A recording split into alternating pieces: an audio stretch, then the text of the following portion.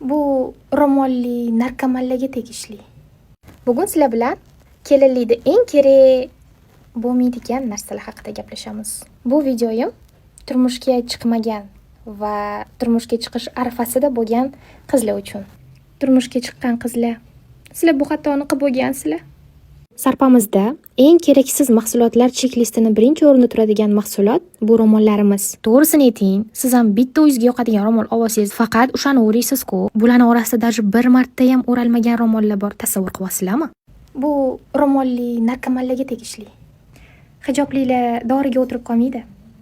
Ular ro'molga o'tirib qoladi. Keyingi o'rnimizni sumkalarimiz egallaydi. Nima siz har kuni sumkalarningizni qo'lingizga ilib olib, pildillab ko'chalarda yuraman deb o'ylovmidingiz? Sarpiyalarga 4 ta dona sumka olsanglar ham yetadi. Chunki baribir 1 yildan keyin mama sumka tutasizlar.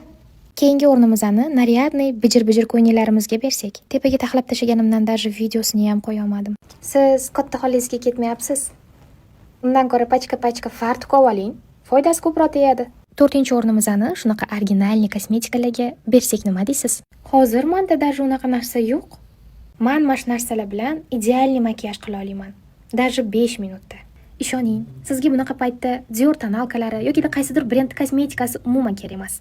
Bunaqa paytda chiroyli chiziladigan va tez quriydigan kosmetikalar sizga eng ko'p foyda beradi. Chunki bu uyda sizni qanchalik chiroyli bo'yanganingizga emas, chiroyli muomalangiz va qilayotgan ishlaringizdagi quntizga qarab baho berishadi.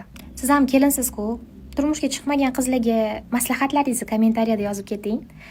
Bizga yana nimalar kerak bo'lmagan, yana nimalarni ortiqcha olganmiz-a?